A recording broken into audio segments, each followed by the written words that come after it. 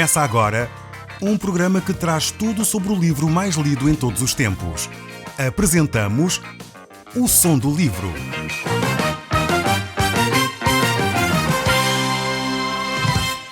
Seja muito bem-vindo. Neste podcast vai encontrar o livro mais conhecido e lido em todo o mundo. Vamos levá-lo numa viagem pela história da humanidade. Este é um audiolivro para si, para a sua família e sociedade em geral. Contextualização e comentários de Paulo Chaveiro. Caro amigo, nós estamos no final do capítulo 23 do Evangelho de São Lucas. Se você tem a sua Bíblia consigo, eu gostaria de convidá-lo a abrir a sua Bíblia neste capítulo. Nós, de alguma forma, já falámos no último programa acerca destes textos. Não os terminamos, mas eu gostaria de voltar um pouco atrás para que nós tenhamos toda a compreensão destes textos das Sagradas Escrituras. Eles são fundamentais para nós entendermos a vida e o ministério de Jesus Cristo e para nós entendermos a nossa relação com Deus. Por isso eu não gostaria de passar por eles rápido demais. Então a minha sugestão é que nós hoje voltemos ao verso 39. Se me quiser acompanhar, então abra a sua Bíblia no Evangelho de São Lucas, capítulo 23, verso 39. E diz assim o texto bíblico: Um dos criminosos crucificados insultava-o assim: Então não és o Messias? Salva-te a ti mesmo e a nós. Mas o outro repreendia-o com estas palavras: Não tens temor a Deus, tu que estás a sofrer a mesma condenação? É interessante ver aqui esta reação deste criminoso que estava a ser crucificado. Melhor dizendo, se nós olharmos para os outros evangelhos, os chamados evangelhos sinóticos, vemos que eram os dois ladrões que zombavam de Jesus. E é muito provável que, a certa altura, um deles tenha percebido aquilo que estava a acontecer. Vemos que eles estavam a viver a mesma circunstância que Jesus. Os dois ladrões estavam a zombar de Jesus, diz-nos os outros evangelhos, mas este ladrão aqui, um certo ladrão, começou a perceber que as coisas não eram bem assim. Certamente ele começou a entender e descobriu que Jesus não era um homem comum, que Jesus era sim o Filho de Deus e que estava a ser condenado injustamente. Jesus estava ali para morrer pelos seus pecados, pelos pecados da humanidade. E nesse momento que ele entendeu isso, passou a defender Jesus, dizendo ao seu companheiro que eles mereciam estar ali. Mas Jesus não merecia aquele sacrifício, aquela culpa que ele estava ali a receber em nosso lugar. Não era Jesus que merecia. Jesus era justo, Jesus era o próprio Deus, e este homem que estava ali pendurado na cruz descobriu-o a tempo. Certamente ele não fez esta descoberta por si só. Nenhum homem pode chegar ao conhecimento de quem Deus é sem que o próprio Espírito Santo de Deus o tenha iluminado. Certamente o outro ladrão recebeu também a mesma iluminação de Deus acerca da pessoa de Jesus Cristo. Porém, o seu orgulho, incredulidade, o endurecimento do seu coração levou-o a rejeitar esta oferta da salvação. Ele estava ali pendurado numa cruz. Tinha a oportunidade de alterar a sua vida, essencialmente a sua vida eterna. E mesmo assim, diante daquele sofrimento, diante da morte, mesmo assim ele rejeitou a oferta de Deus. Isto quer nos dizer que muitas vezes, independentemente das circunstâncias que vivemos, a nossa decisão tem de ser tomada de uma forma consciente. A nossa decisão acerca de quem Cristo é tem de ser tomada de uma forma consciente. Não interessa se estamos perto da morte ou longe da morte, se estamos a passar por uma enfermidade ou não. Depende da forma como nós recebemos este presente de Deus. Há pessoas como estes ladrões, diante do mesmo sofrimento, diante da morte, um aceita o perdão de Deus e outro mantém o seu coração duro e fecha-se à ação da graça de Deus na sua vida. E eu faço-lhe a mesma pergunta a si: qual é a sua posição neste momento diante de Deus? Qual é a sua atitude relativamente à pessoa de Jesus Cristo? Com qual destes ladrões você se identifica mais? Com aquele que se arrependeu e pediu a Jesus que se lembrasse dele quando chegasse ao seu reino, ou se identifica talvez mais com o outro, que permanece numa atitude de resistência à pessoa de Jesus Cristo? Este ladrão, então, suplica a Jesus: lembra-te de mim quando chegares ao teu reino. E esta súplica é uma ação de fé que leva Jesus Cristo a responder, que leva Jesus Cristo a dizer que ainda hoje estarás comigo no paraíso. Jesus Cristo sempre responde a estes apelos que o homem faz. Sempre que nós podemos olhar para a pessoa de Jesus Cristo e nos dirigimos a Ele, Senhor, lembra-te de mim. Oh Deus, ouve a minha oração. Deus, perdoa o meu pecado. Se nós o fizermos de coração sincero, Deus nunca nos rejeita. E sempre Ele nos vai perdoar. Pois foi exatamente para isso que Ele veio, para morrer e perdoar as nossas ofensas. O verso 43 diz exatamente o que Jesus respondeu. E Jesus respondeu da seguinte forma: podes ter a certeza que hoje mesmo estarás comigo no paraíso. Que resposta incrível que Jesus Cristo dá a este homem. Uma resposta de esperança para aquele homem que estava à beira da morte. Ele estava a momentos de se enfrentar com a morte. E Jesus dá-lhe uma promessa de esperança que estaria com ele ainda hoje no paraíso.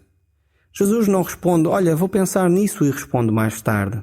Ou talvez Jesus poderia ter dito, bem, vou pensar e fazer as contas, vendo bem como é que pesa as tuas ações. Será que fizeste mais ações positivas ou mais ações negativas? Jesus não deu nenhuma destas respostas. Ao apelo do homem, lembra-te de mim, Jesus diz, certamente, tem essa certeza, ainda hoje estarás comigo no paraíso. O homem é salvo não pelo balanço da sua vida, mas pela sua fé em Cristo Jesus e pela ação gratuita de Deus para conosco. É essa bondade de Deus que se manifestou na pessoa de Jesus Cristo naquela cruz, onde Jesus estava pendurado, que nós podemos ter acesso com confiança a Deus. É por causa do sacrifício de Jesus Cristo. É pelo facto de Jesus Cristo ter morrido no nosso lugar que nós temos vida eterna e vida abundante. Não pelos nossos méritos, não pela nossa capacidade, não porque podemos contabilizar a nossa vida e dizer, bem, nós de alguma forma merecemos isto, mas por causa dos méritos de Jesus Cristo. Este ladrão aqui talvez não tinha uma contabilidade muito favorável em termos das suas ações, mas ele aceitou Cristo como seu Salvador. E isso fez toda a diferença. Este homem tomou a decisão certa e por isso ele pôde ter esta promessa da parte de Jesus Cristo. E a minha pergunta para si que me está a ouvir, qual é a sua decisão? Qual é a sua postura diante de Jesus Cristo? O que vai fazer com estas informações que acabou de ouvir? Vai entregar a sua vida a Jesus? Vai clamar a Jesus para que Ele transforme a sua vida? Ou vai permanecer dizendo que talvez a religião tem muitos defeitos, as pessoas que conhece e que são religiosas são falsas? Talvez vai continuar a argumentar. Qual é a sua decisão? A escolha é sua. O verso 44 do nosso texto bíblico continua a dizer: era quase meio-dia quando o sol deixou de brilhar e toda a terra ficou às escuras até às 3 horas da tarde. A cortina do templo rasgou-se ao meio. Então Jesus deu um grande grito e disse: Pai, nas tuas mãos entrego o meu espírito. Mal acabou de pronunciar estas palavras, morreu. Gostaria de lembrá-lo que o autor deste evangelho era Lucas. Eu sei que parece descabido, mas era só lembrá-lo que ele era médico. E Lucas, como médico, faz uma declaração acerca de Jesus Cristo. É como se ele fizesse a declaração do óbito, de que Jesus de facto morreu. E isto é importante porque algumas pessoas às vezes querem dizer que Jesus Cristo não morreu realmente. Ele ficou em coma, ficou numa situação assim ou assado, desvalorizando aquilo que Jesus Cristo realmente fez. Infelizmente, muitos homens gostam de inventar muita coisa acerca de Jesus Cristo. Sempre procuram argumentação dizendo aqui ou ali para diminuir o ato de Jesus Cristo na salvação do homem. Jesus Cristo era o Cordeiro de Deus que veio para tirar o pecado do mundo. Ele clama ao Pai. Jesus sabia quem ele era. Ele nunca duvidou por um momento que ele de facto era o Filho de Deus. E se estão lembrados, as tentações que lhe foram colocadas na frente sempre visavam o seu ser. Sempre visavam a sua identidade de quem Jesus na realidade era. Por isso as pessoas clamavam, se tu és o Filho de Deus, desce dessa cruz. E vemos que foi a mesma tentação que Satanás lançou a Jesus lá no deserto. Se tu és Filho de Deus, lança-te daqui abaixo. E sempre visavam o ser, sempre visavam aquilo que Jesus Cristo na realidade era e a sua missão. Jesus conhecia bem a sua identidade, por isso ele clama, Pai, nas tuas mãos entrego o meu espírito. Jesus Cristo nunca perdeu de vista a relação que ele tinha com Deus. Independentemente deste tão grande sofrimento que ele estava a viver, ele entendia quem ele era e qual era a sua relação com Deus Pai. O verso 47 mostra ainda aquilo que acontece logo em seguida. Ao ver isso, o oficial romano que ali estava louvou a Deus exclamando: "Este homem era realmente bom." Esta é uma declaração de fé tremenda destes homens que estavam ali pactuando uns com os outros para que a morte de Jesus Cristo acontecesse. Mas este centurião romano, este oficial das tropas romano, diante daquilo que estava a presenciar, a sua fé foi estimulada. Diante desta morte de Jesus Cristo, ele entregou a sua vida a Jesus. Ele louvou a Deus porque Jesus Cristo entregou a sua vida naquela cruz por ele. Poderíamos dizer que, depois do ladrão, este romano é de facto o primeiro cristão. Este romano era aquele que entregou a sua vida a Jesus Cristo e dessa forma deu glória a Deus. Esse homem estava aos pés da cruz, assistiu àquele drama do Calvário e expôs então a sua vida diante de todas aquelas pessoas que assistiam com ele à crucificação de Jesus Cristo. Ele não teve vergonha de glorificar a Deus da pessoa que ele entendeu que Jesus Cristo era, mesmo ali naquele momento e naquele lugar. O verso 48 continua: "As pessoas que lá se juntaram para presenciar o que acontecia, depois do que viram, voltaram para casa a bater no peito. Todos os que conheciam Jesus pessoalmente, incluindo as mulheres que o tinham acompanhado desde a Galileia, ficaram a uma certa distância a ver o que se passava." Os evangelhos não dizem tudo o que aconteceu ali no Calvário. Por estas reações dos presentes, podemos entender que os evangelhos omitiram muitos dos detalhes daquilo que aconteceu realmente. E o Espírito Santo omitiu também na palavra de Deus, e foi sábia providência de Deus essa omissão. A palavra de Deus nunca procura só satisfazer a nossa curiosidade. Então nós vemos aqui que esta agonia de Jesus Cristo, quer no Jardim das Oliveiras, quer ali na cruz, é envolta em sacrifício, em dor. E naquele momento há trevas sobre a terra, até que Jesus Cristo entrega o seu Espírito. Deus vai esconder dos olhos dos homens este momento tão importante na sua relação com o seu Filho. O sacrifício no Calvário, no Gólgota, era sagrado demais para ficar exposto aos olhos dos pecadores. O Espírito de Deus deixou muita coisa por registar nestes santos evangelhos. Então vemos que as trevas cobriram a vista do que se estava a passar. A relação entre o Pai e o Filho, o facto do Filho tomar sobre si todas as nossas iniquidades, todo o nosso pecado estava a recair sobre Jesus Cristo, de forma que até a própria natureza encobriu o seu olhar, fazendo-se trevas sobre a face da terra. E isto de facto é oculto àqueles que estavam ali presentes. O véu do templo se rasgou. E isto o que significa é que havia uma barreira entre o homem e Deus, que foi removida com a morte de Jesus Cristo. Eu não sei se conhece toda a configuração do templo, mas no templo que a Bíblia aqui fala, o templo de Herodes, aquele templo do templo de Jesus Cristo, ele era separado por uma cortina. O lugar santo dos santos era separado do lugar santo por uma cortina. E essa cortina foi rasgada, diz o texto bíblico. Isso significa que o homem agora tem acesso direto a Deus.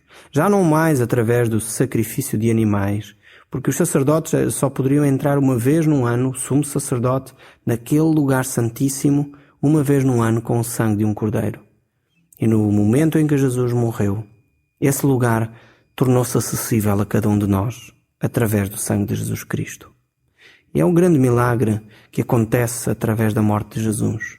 O verso 50 continua: "Havia um homem chamado José, da cidade de Arimateia, na região da Judeia, que era pessoa de bem, muito religioso e que esperava também a vinda do reino de Deus. Fazia parte do tribunal judaico, mas não tinha concordado com o que se fez. Então ele foi ter com Pilatos e pediu o corpo de Jesus. Depois tirou-o da cruz, envolveu-o num lençol e foi sepultá-lo, num túmulo aberto na rocha, onde ainda ninguém tinha sido sepultado." Vemos que este José da Arimateia era um homem com muita influência. Ele fazia parte deste sinédrio, ele fazia parte deste tribunal judaico. Ele era um homem que, durante a vida de Jesus, certamente não manifestou muito a sua presença ao lado de Jesus Cristo. Certamente, este José da Arimateia, no sinédrio, ele colocou-se contra o plano de condenarem Jesus. Porém, manteve-se lá no sinédrio. A maioria daquele sinédrio condenou a Jesus. Talvez por medo, por conveniência ou por covardia, não sabemos, muitos se colocaram ao lado da maioria, em vez de estarem ao lado da justiça e do que é direito. José da Arimateia, ele fez diferente. Mesmo quando todos se afastaram de Jesus, mesmo até quando os discípulos se afastaram de Jesus Cristo, ele aparece em cena. Ele fica ao lado de Jesus Cristo.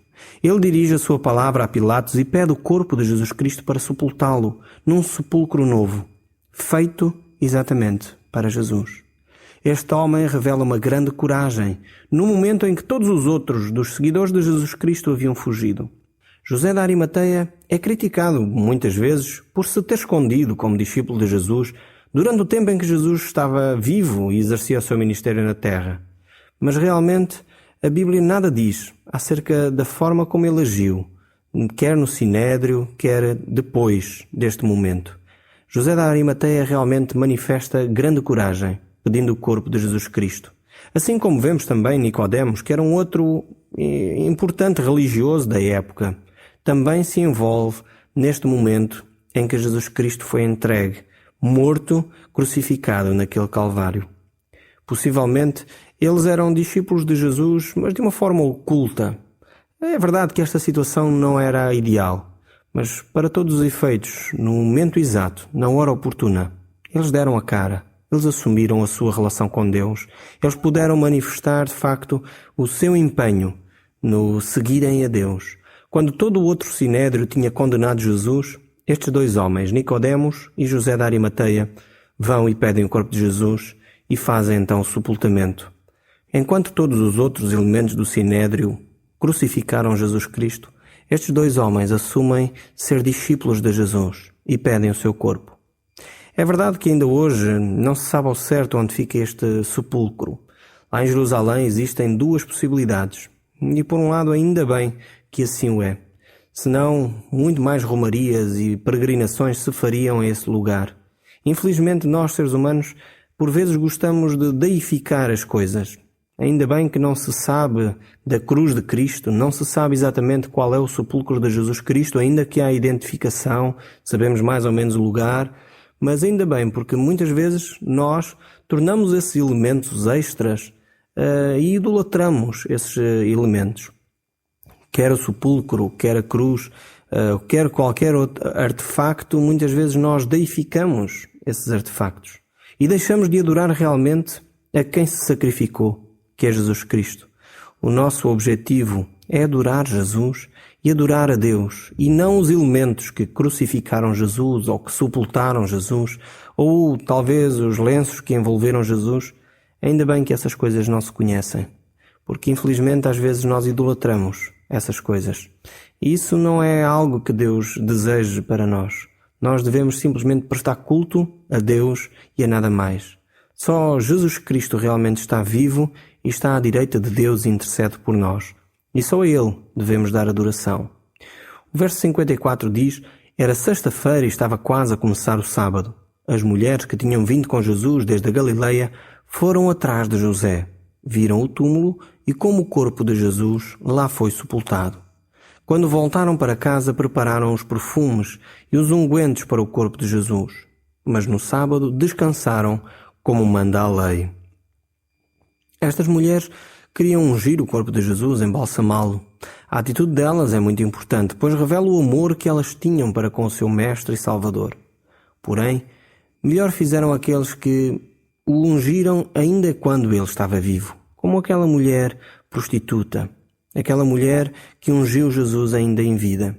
A Bíblia só nos apresenta 2 desses casos. Em todos os casos, se não o fizeram enquanto Jesus estava vivo, também não o puderam fazer depois do morto. Porque quando chegaram ao túmulo para colocar esses aromas para ungir Jesus, Jesus já não se encontrava lá. Era manhã de Páscoa e o túmulo estava vazio. Jesus havia ressuscitado, ele não estava ali. Para quem espera fazer alguma coisa por Jesus Cristo num futuro incerto, nunca chega a fazer nada, porque vive na esperança de que essa ocasião utópica chegue. Mas na realidade nós temos que aproveitar o momento e perceber que Jesus Cristo, ele já ressuscitou. Ele está vivo. Ele é Deus vivo e verdadeiro, que quer acompanhar a sua vida neste momento, no aqui e no agora. Nós vamos continuar a olhar para o capítulo 24 e o verso 1, pois o nosso tempo voa. E diz assim o texto bíblico no verso 1. No domingo de manhãzinha, as mulheres levaram os perfumes que tinham preparado e foram ao túmulo. Nisto viram que a pedra que tapava a entrada do sepulcro tinha sido rolada para o lado. Entraram, mas não encontraram o corpo de Jesus. Estavam ainda sem saber o que haviam de fazer quando viram 2 homens de pé junto delas, vestidos com roupas brilhantes. Elas baixaram os olhos para o chão, cheias de medo, mas eles disseram-lhes: "Por que procuram entre os mortos aquele que está vivo? Não está aqui, mas ressuscitou. Não se lembram do que ele vos disse quando ainda estava na Galileia, que é preciso que o Filho do Homem seja entregue ao poder dos maus, que seja pregado numa cruz e ao 3º dia ressuscite?" Estes varões aqui, estes homens da roupa resplandecente, falaram às mulheres, eram anjos vindos de Deus para trazer, relembrar no fundo, esta mensagem de esperança, que Jesus Cristo não estava morto, mas vive. Jesus Cristo tinha dito: "Eu sou a ressurreição e a vida, quem crê em mim, ainda que esteja morto, viverá." E no fundo é esta a mensagem de esperança que Jesus Cristo deixa para consigo e para comigo. E no fundo é as palavras do apóstolo Paulo que diz: "Desperta, ó tu que dormes, levanta-te de entre os mortos e Cristo te iluminará." É uma mensagem de apelo para si. Está disposto você a acordar neste momento dessa sonolência espiritual e agarrar esta mensagem de esperança de Jesus, que Ele está vivo, quer ser o seu Salvador, perdoar os seus pecados, retirar esse sentimento de amargura e de tristeza do seu coração? E é isso que Cristo quer fazer na sua vida. Tome essa decisão agora mesmo e não deixe passar mais tempo. Aceite Jesus como seu Senhor e Salvador. No próximo programa, nós continuaremos a tratar destas situações acerca da pessoa de Jesus Cristo. O Som do Livro, uma produção da Rádio Transmundial de Portugal.